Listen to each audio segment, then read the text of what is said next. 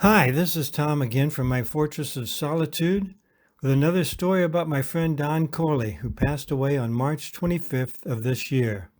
This story is entitled Don and the File Management Protocols. Don would have survived this pandemic with little or no inconvenience at all, because for the past 30 years that I know of, Don was a hoarder. He didn't hoard food, he didn't hoard guns or ammunition, and after his previous experience in the money market, he no longer hoarded gold. See Don and the hedge against inflation. No, Don hoarded information. Granted, he couldn't eat information, and information couldn't protect him from the bands of marauding out-of-work waitresses that were so sure to come to his home looking for food, but it would give him something to do while he was stuck there. For the past 30 years that I know of, he has been spending his mornings clipping articles out of the LA Times, stapling them to notebook paper, and filing them into cardboard storage boxes. In 30 years, you can accumulate a lot of storage boxes. About 10 years ago, Don took note of the computer age and started collecting his information in digital form off the World Wide Web. Donnie and I encouraged this and told him it would be faster, easier, and would require less costly office supplies than clipping articles out of the paper. It would require less costly storage space as well. Little did we know, easy was not a word in Don's vocabulary. But somehow tapping a key on his laptop wasn't as satisfying as having the information at his fingertips, literally, because the computer didn't stain his fingers with ink like handling newsprint did. So after a few months of online data collection, he started doing both. More information is better. It was about this time that he commenced his religious writings as well. The Bible provided Don with a wealth of information. As with all information technology, retrieval is as equally important as storage. When Don started storing the information he collected in his computer, as well as in the usual file storage boxes, there was a good deal of procedural overlap, at least in his thinking.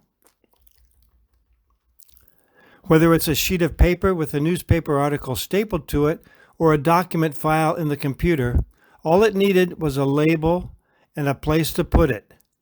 Whether that place be a Windows file folder or a Staples file storage box, it had to go somewhere for safekeeping. But computer storage presented Don with a unique challenge. How do you keep the documents in a computer file in their proper order? It was easy with a piece of paper in a storage box. No matter what was written on the paper, you just put the most recent document in the front, and the rest would take care of themselves. They were automatically retained in chronological order. To Don's way of thinking, the proper order.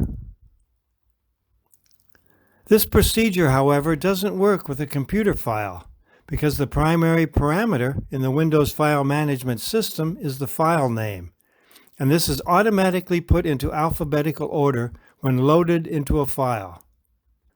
And this was a major problem for Don, because he wanted his files ordered chronologically, the same as they were ordered in a file storage box. And Don, in his usual fashion, found a unique way to accomplish this. And it was done in pure Don style. Don knew that numbers leading a file name track in numerical order until you get to 10, and then it goes back to 1. But 0 is different. 0 always comes first. 0 among all the numbers is supreme in this firstness. But 0 is not without its problems.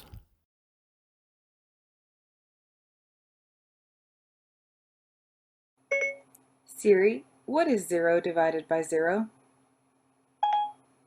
A Imagine that you have 0 cookies and you split them evenly among 0 friends. How many cookies does each person get? See, it doesn't make sense. And Cookie Monster is sad that there are no cookies, and you are sad that you have no friends.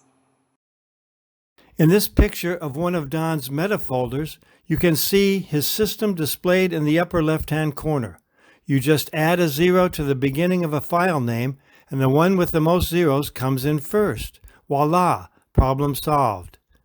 To Donnie and me, this seemed a cumbersome process and difficult to implement. We pointed out that there were hundreds of file parameters to choose from, as well as file name for listing purposes. There is date modified, date created, date acquired, date achieved, date archived, date completed, and many, many more. And all these allow you to order your files in more ways than you can possibly imagine. But Don was unmoved by our entreaties and preferred his system. To Don, it was the best of all possible methods, and I've come to see his point. Our way was just too simplistic, mechanical. It required no imagination, no dexterity. It took the challenge out of file management protocols. There was also an aesthetic brilliance to the pyramid of zeros that was produced in each and every file window that Don opened. To Don, it looked like the arrow of God, pointing down from heaven, an arrow that pointed to the ultimate file, the file that started it all, the file without a zero. The file without a zero was the chosen file, the mother file, to all files that followed. It was elegant and prophetic at the same time. Rest in peace, Don.